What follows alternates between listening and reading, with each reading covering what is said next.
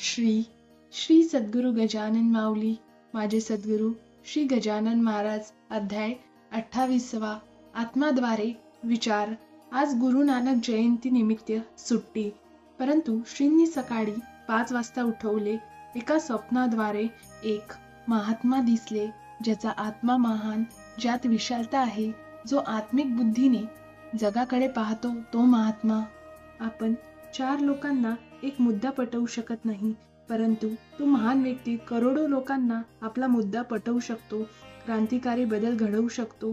जेव्हा लाखो करोडो लोकांना एखाद्या मुद्दा पटतो, तेव्हा त्या व्यक्ती द्वारे केलेला विचार नसतो, तर तो आत्माद्वारे दिलेला विचार असतो, जे की इतर आत्मे ऐकत असतात व त्यांना तो मुद्दा पटत असतो व ते सर्व एका दिशेने प्रवास करीत असतात, त्याच्या मार्गदर्शनानुसार चालत असतात.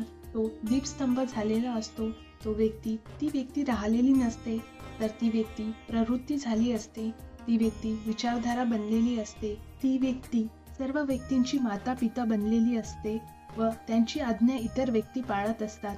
त्या व्यक्तीला पाहण्यासाठी लोक गर्दी करतात.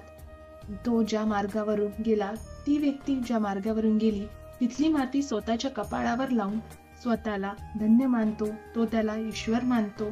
ज्या व्यक्तीने स्वतःवर प्रयोग केले आहे व ज्याच्यात आत्मदृष्टी आलेली आहे, जो स्वतःच्या आतील आवाजाचेच फक्त ऐकत असतो, त्याची प्रयोगशीलता सतत चालू असते.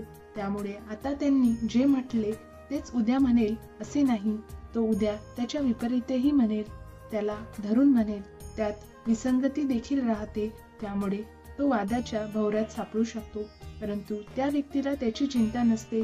तो हा विचार करत नाही की काल आपण वेगळे म्हटले होते व आज वेगळे म्हणत आहे. त्याला त्या गोष्टीची अजिबात चिंता नसते, कारण तो प्रयोग करत असतो. आजचा प्रयोग वेगळा, त्याचा परिणाम वेगळा. दुसऱ्या दिवशी प्रयोग केला, त्याचा परिणाम वेगळा राहू शकतो. तो जास्त सुधारित राहू शकतो. प्रयोगशाळा तो स्वतः बनलेला असतो. तो ऐकत असतो फक्त आत्म्याचे. तो पाहत असतो तिसऱ्या डोळ्याने.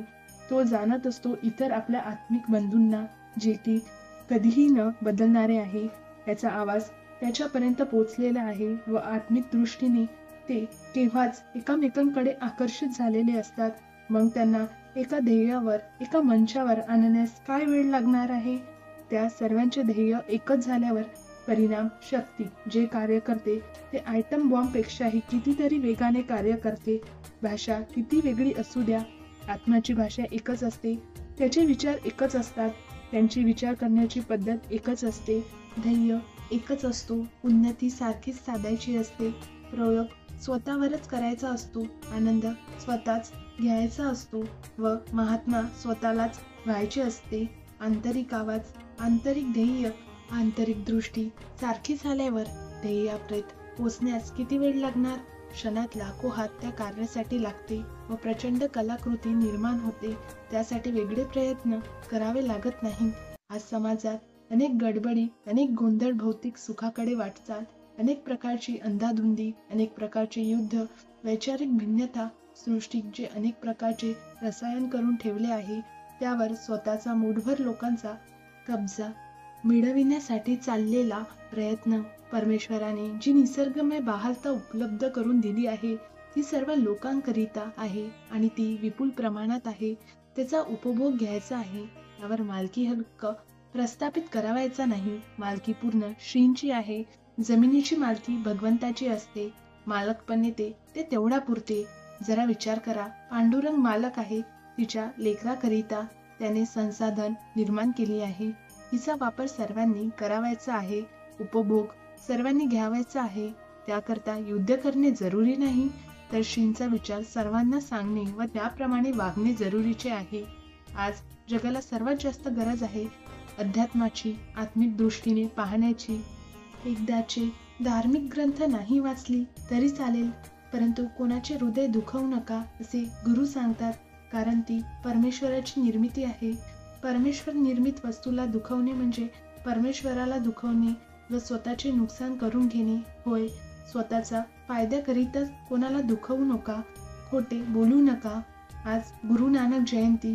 आजचा दिवस गुरुचे स्मरण करण्याचा दिवस. ज्यांनी सर्वांना प्रेम दिले, ज्यांनी सर्व भक्तांना अंधारातून प्रकाशाकडे नेले. ज्यांनी गुरु गीता सांगितली, गुरुचे महत्त्व सांगितले.